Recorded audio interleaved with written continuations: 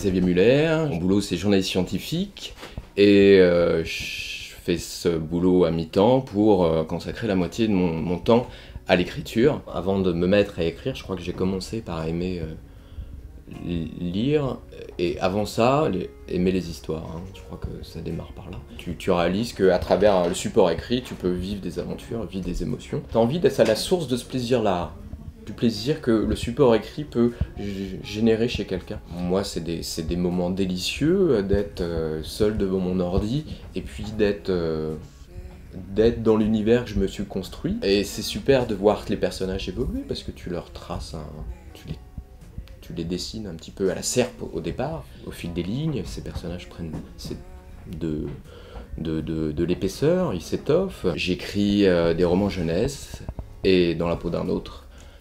Mon roman adulte est mon premier roman adulte. Alors c'est un roman un petit peu hybride qui se tient qui est à cheval entre le thriller scientifique et le roman de mœurs. C'est l'histoire d'un étudiant en sciences à qui il arrive un événement étrange un soir. Un voile noir lui tombe subitement sur les yeux et il a une espèce de blackout et quand il se réveille, il est 10 ans dans le futur, dans la peau d'un complet inconnu. Alors au départ, il est complètement désespéré parce que sa vie, son existence, ses rêves viennent de lui échapper.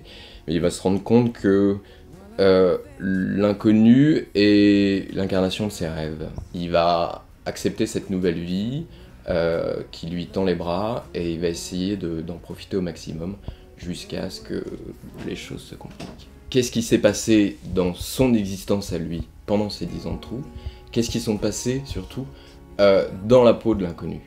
Est-ce que l'inconnu dans la peau duquel il s'est retrouvé est bien le personnage que tout le monde connaît, est bien le chercheur de réputation mondiale et respecté que Maxence, le héros, découvre lorsqu'il découvre cette nouvelle vie, ou a-t-il des secrets, de sombres secrets? Il y a un versant un petit peu théâtral, presque comique, parce que évidemment lui quand il arrive dans la peau de cet inconnu, il partage aucun souvenir de cet inconnu. À partir du moment où il décide de jouer le jeu et vraiment de vivre dans la peau de ce personnage-là, et bah il va devoir faire comme s'il était ce personnage-là à 100%. L'autre versant de ce thème, c'est l'identité.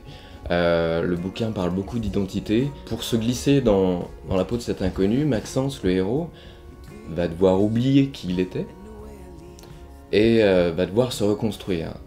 Mais c'est évidemment impossible de faire un trait sur son existence, sur qui on était. Il y a plusieurs éléments qui ont participé à l'accouchement de l'idée du roman, mais je crois que si on voit les choses de façon un peu psychanalytique, il me semble que ça remonte à mon adolescence, à un moment où où je me demandais finalement un peu qui j'étais, et pour m'aider à répondre à ces questions-là, je me demandais comment les autres réagiraient à ma place. Les autres, c'était mes copains, c'était des gens de la famille, peu importe. Comment ces gens réagiraient à ma place face à une situation difficile, dans un passage difficile, dans une situation où moi j'avais pas les clés personnellement pour faire face. Dans la peau d'un autre, le roman, je crois, est quelque part un petit peu l'aboutissement d'une espèce de fil directeur mental comme ça, qui remonte à loin. La toile de fond du scientifique du roman tourne autour de l'hypnose. C'est venu d'une curiosité personnelle à la base, qui a été alimentée par des articles que j'ai faits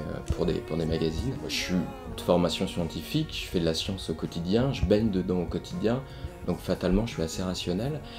Mais pour autant, j'étais intéressé par les médecines alternatives et surtout, quand tu t'intéresses aux médecines alternatives, tu lis des trucs sur l'hypnose et tu lis que ça marche, tu lis qu'il y a des médecins, des chirurgiens qui l'utilisent à Paris. Alors la curiosité, je l'ai poussée assez loin parce que je suis allé faire un stage d'hypnose, de formation à l'auto-hypnose pendant 2 jours en Suisse. C'était un petit peu le terreau sur lequel a poussé l'histoire ensuite. Ça, c'était le point de départ. Donc ça, c'est né dans mon esprit en l'espace de 5 minutes. C'est ces 5 minutes-là qu'on donnait 8 mois d'écriture. Après, là, je pense que je suis en pleine maturation du prochain bouquin.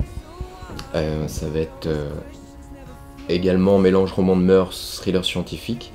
Ça va parler de... La toile de fond scientifique, ça concernera les gènes zombies, l'ADN poubelle, qui est cette espèce d'ADN qu'on porte tous en nous et dont les chercheurs, les biologistes, savent pas quel est le rôle.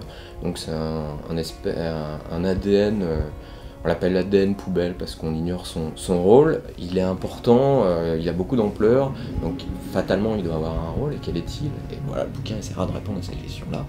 Et il y répondra à travers, en suivant la vie d'une paléontologue. Là, on quitte un peu la biologie pour la paléontologie, qui sera confrontée à un mystère dès le début du bouquin.